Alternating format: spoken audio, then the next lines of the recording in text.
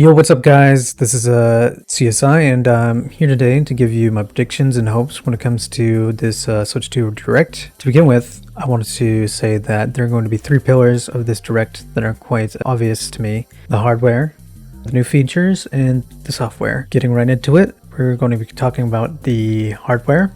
With regards to the hardware, I think the price is going to be at a maximum $400 or $399 USD.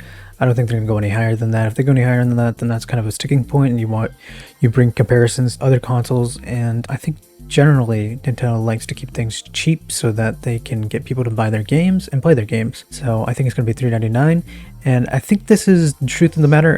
Adjusted for inflation, $399 has been the price for every single Nintendo console ever released, so it just makes sense to me. Next up, I think it's going to be releasing in early June. Early June, maybe the end of May. I think that's pretty obvious. They wanted to get this out as quick as possible. They have a stockpile that is quite large, so the faster they can get into people's hands, the better. They'll be showing off the new Pro Controller. As far as I'm aware, it kind of acts like a Joy-Con. It's going to be great because they'll also be having holophonic sticks and the motion control and the mouse mode, which we'll get into at a later point. I think there's going to be one SKU. I don't think there's going to be multiple. I don't think they're going to bundle any games, to be honest with you, because the $400 is already kind of high in this economy. So I think they'll stick with that. It'll still be using physical media cards, thank God, in comparison to every other company. They're literally the only company that still does this, and I'm very thankful. This is mainly because Japan loves physical media, and they have a large Japanese audience, so that is great for us as well. I think there's going to be a 5-hour battery life in handheld. It might be even a little bit less. As far as I'm aware, the specs kind of make it seem like it's really going to be power hungry. I don't know. I think people might not like this, but I think 5 is good. If it goes lower than that, then people might start complaining, to be honest with you, and it might actually still happen, to be honest. This new Switch, as far as the leaks are aware, as far as I'm aware with regards with leaks, I'm going to use microSD Express, and if you don't know what that means that it's like an upgraded version of microSD. This is for storage, and it has better data transfers, so that means loading into games, doing things using the OS is going to be faster than what it is already on the Switch. I mean, that's already obvious, but it's a good thing, all things considered. Now we're going to go into the new features. First off, we have the mouse mode, which we got a tease of with the teaser back in February. It's going to be great because they're going to showcase it with all these PC ports and games that really take advantage of it, like Metroid Prime 4. Next, for a feature, we're going to get last gen upscaling to like 60 FPS and 4K AI. They're using NVIDIA tech. It's going to be interesting to see if this even compares to what we have now with the PS5 and Xbox One, if it's even remotely comparable, while technically running at a lower resolution. I think that's a pretty big win.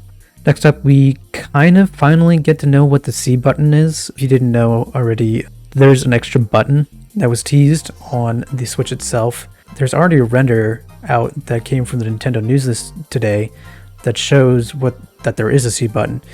And I think that this C button, it means connect.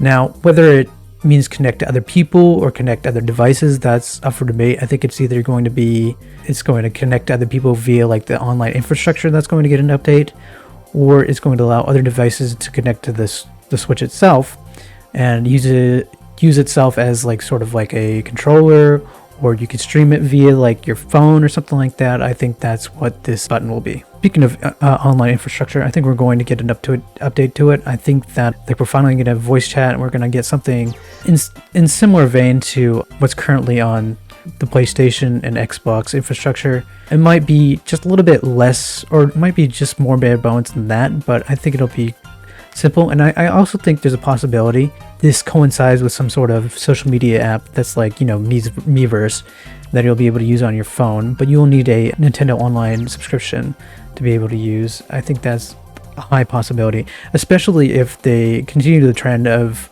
making sure that the OS is less junkified and doesn't have so many options, and then you just use your phone to connect to other people via some sort of social media app. I think that would make a lot of sense. Speaking of NSO, I think they're going to be adding DS and GameCube games. I think it'll be just what you think of when it comes to DS and GameCube games. I think we might get Melee here because that's the quintessential game that comes with the GameCube.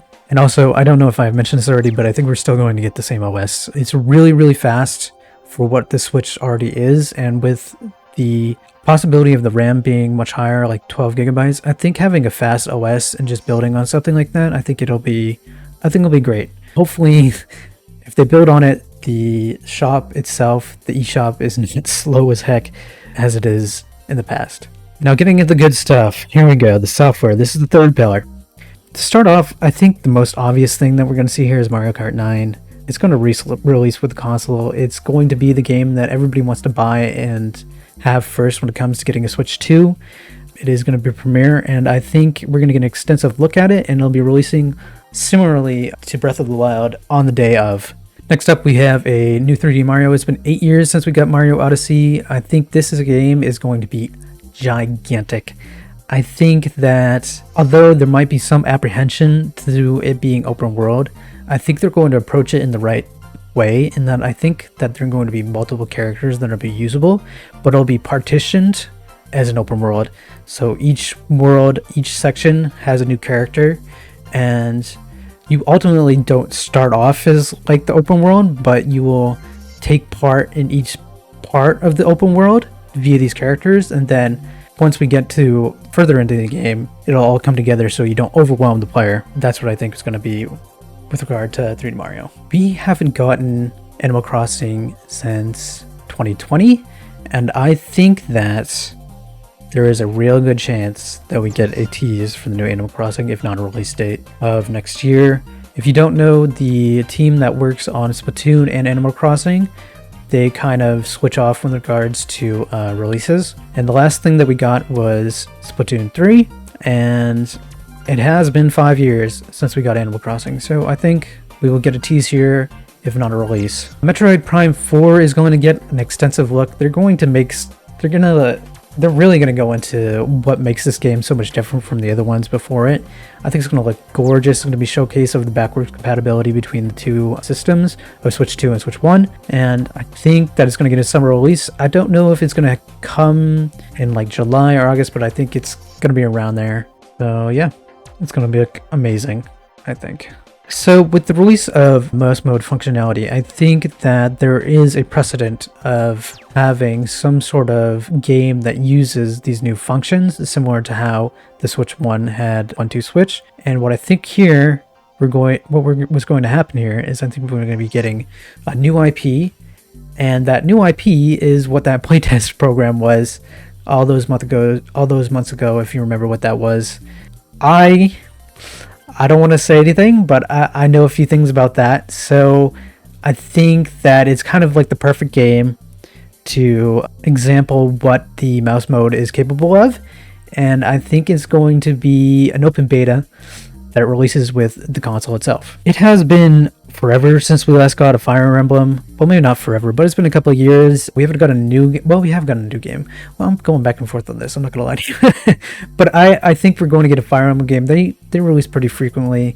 Whether or not it's going to be released early 2025 or it's going to be released next year, I think we're going to get a look at it either way.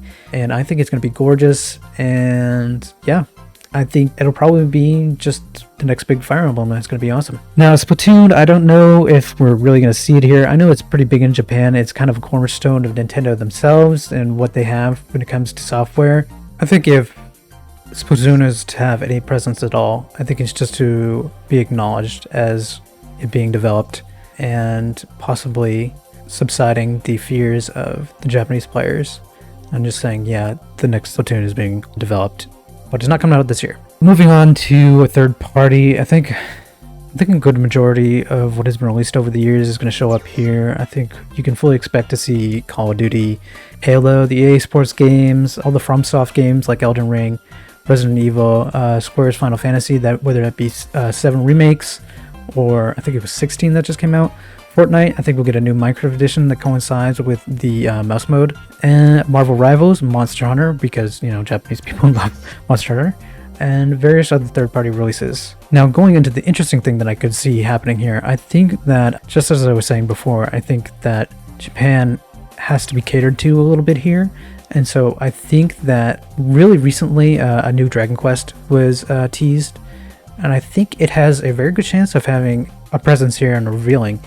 And I think that's what's going to happen. I think that's going to be the big thing, the big third-party game that ends up being here. Now that we've gone through the virtual guarantees of what is going to be expected from the new Switch presentation, or Switch 2 presentation rather, I think I'm going to go into what I really would like to see that are kind of like hopes and dreams with regards to the Switch 2. The first thing that I would really love to see in an imaginary world is I would love to see a Xenogears remake. I think that game is ripe for getting a remake at this moment in time. Xenoblade is the most popular it's ever been. Monolith Soft is at the top of their game, and I think the start of a console's release would be the perfect time to have a game that was not finished, that was essentially peak, get a remake from some sort of collaboration between Monolith Soft and Square Enix, and I think that would be so incredibly amazing.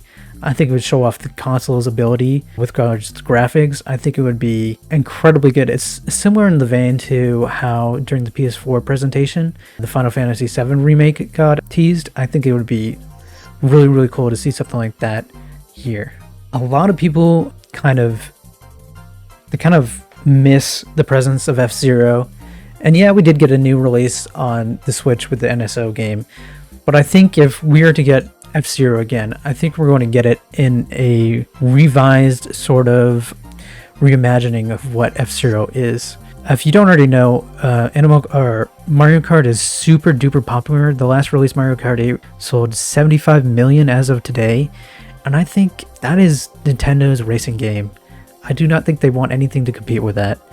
And as sad as it is to say, I think F-Zero cannot even come close to something like that. So if they're going to make a new F-Zero game, I think that they will have to make it into some sort of racing game that is similar in the vein of GTA.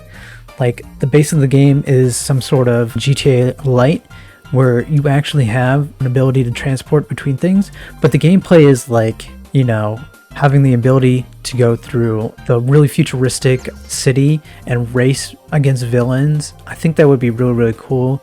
It having some sort of like bounty system where you have to race after these people, and it's like you're in the city, you're living a normal life. I think some sort of way of making that happen, I think that would be the way that you would go forward with regards to F-Zero, and I think that would be really cool. Next up on the things that I'm really hopeful that we get to see is that if you don't already know, Monolith Soft has a secondary studio that they have built up that has nothing to do with Xenoblade, and they've never released anything. So I'm really hopeful that, you know, we have gotten those rumors that they're going to release an EP. I'm really hopeful that we get to see what that game is at this Direct. I think it would really showcase what the Switch 2 is capable of with regards to graphics and gameplay. And I think if anything that Monolith Soft is going to release, if it's a new IP, I think it's going to be some sort of action game in the vein of the From Software games. I think that's their type of niche, open world games. They've never really gone for action, even though I guess Xenoblade is technically action. It's not the same in the vein of Elden Ring and Dark Souls. So I think if we're going to get something like that, I think it'd be really cool if we got something, or we got some sort of new IP that is an action game, an action RPG from Monolith Soft.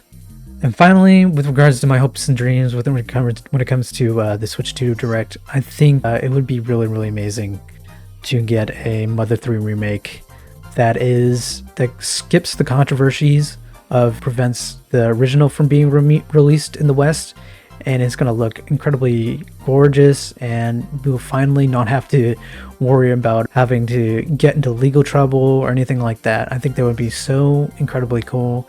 And then you don't have to worry about people also continually asking Nintendo to release Mother 3, because it'll get the best possible fan service it could get with a re-release. So yeah, that is my final hope with regards to software.